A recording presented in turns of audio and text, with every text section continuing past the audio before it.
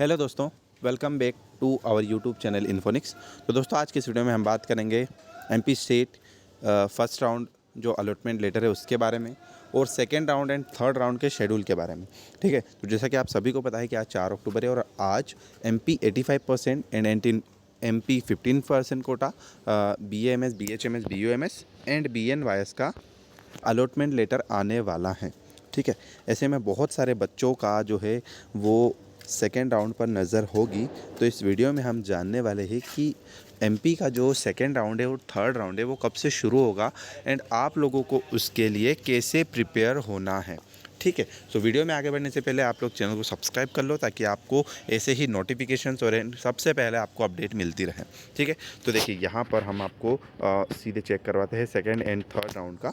And इसके पहले अब एक बात बताऊँ, बच्चों के माइंड में एक काफ़ी बड़ा डाउट है और वो ये है कि भैया कब तक अलॉटमेंट लिस्ट आएगी। तो भाई अलॉटमेंट लिस्ट जो है वो आज कभी भी आ सकती है, मॉर्निंग में तो नहीं आएगी अभी, लेकिन हाँ ये उम्मीद है कि 12 बजे के बाद कभी भी आ सकती है। वो लगभग 3-4 बजे के आसपास मोस्ट ऑफ आती है। ठीक है, तो हम आपको अपडेट कर देंगे हमारे यूट्यूब चैनल पर।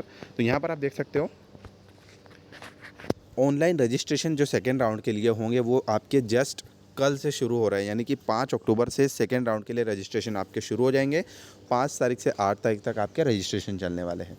दूसरी चीज़, सेकेंड जो पॉइंट लिखा है वो है कि only for the newly registered candidates of second round, यानी कि ऐसे बच्चे जो सेकेंड राउंड में फ्रेश रजिस्ट्रेशन कर रहे हैं, यानी जिन्होंने फर्स्ट राउंड में रजिस्ट्रेशन नहीं किया था वो लोग ही सिर्फ रजिस्ट्रेशन फॉर्म में एडिटिंग कर सकते हैं या कोई भी सुधार कर सकते हैं, है ना। यानी कि जो फर्स्ट राउंड में थे वो लोग रजिस्ट्रेशन फॉर्म को एडिट नहीं कर सकते। ठीक है, इसकी डेट भी सेम रहेगी जैसे आपकी रजिस्ट्रेशन थी। अगला यहाँ पर लिखा है कि प्लीज़ नोट दैट वंस, हाँ यहाँ पर एक चीज़ और है कि अगर एक बार आपने वेरिफिकेशन करवा ली है ना डॉक्यूमेंट्स को, दूसरी बार डॉक्यूमेंट वेरिफिकेशन करवाने की कोई ज़रूरत नहीं है। ठीक है, चाहे वो आप कहीं से भी हो, आप चाहे बाहर की स्टेट से हो या एमपी के हो, है ना। अगर डॉक्यूमेंट वेरिफिकेशन आपने फर्स्ट टाइम करवा रहे हैं तो आपके पास जो डेट है वो है 6 तारीख से 9 तारीख, यानी कि 6 अक्टूबर से लेकर 9 अक्टूबर के बीच में आप लोग डॉक्यूमेंट वेरिफिकेशन करवा सकते हैं। जो भी आपको सेंटर दिया जाए वहाँ पर, मतलब इंदौर है, भोपाल है, देवास, रीवा, जहाँ आप जा सकें। देवास नहीं, सॉरी, उज्जैन, है ना। रिक्त सीटों की स्थिति, यानी कि जो वैकेंट सीट्स की इन्फॉर्मेशन अगर अपन उसकी बात करें तो वो आपको 10 अक्टूबर को पता चल जाएगी कि किन कॉलेजेस में कितनी सीट्स बची हुई है।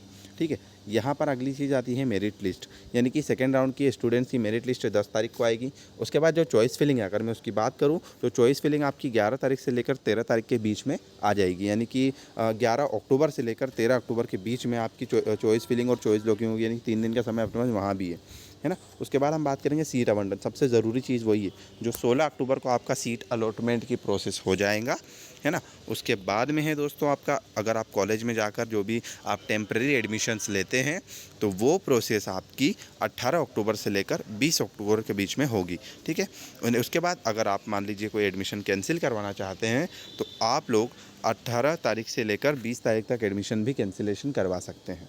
ठीक है, ये तो बात रही हमारा सेकेंड राउंड का।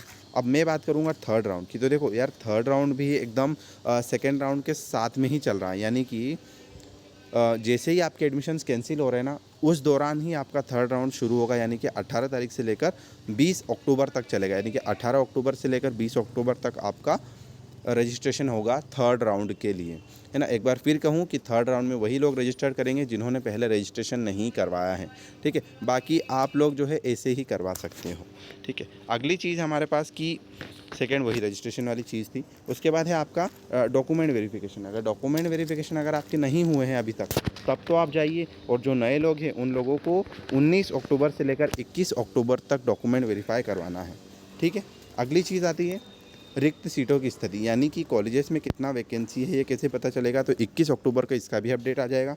अगली चीज़ मेरिट लिस्ट, 22 अक्टूबर को आपकी मेरिट लिस्ट भी पता चल जाएंगी। उसके बाद में आपका है choice filling and choice locking, तो 23 अक्टूबर से लेकर 24 अक्टूबर तक आपका choice filling and choice locking होगा, है ना। आगे की प्रोसेस हम अगर बात करें तो 23 और 24 तारीख दोनों तारीख में आप लोग आपकी चॉइस फिलिंग को एडिट कर सकते हो। अगर आपने लॉक कर दिया है उसके बाद भी आप एडिटिंग कर सकते हो, है ना, इस बात को ध्यान रखना। अगला सीट आवंटन, सीट अलॉटमेंट की प्रोसेस 29 को होगी, यानी 29 अक्टूबर को।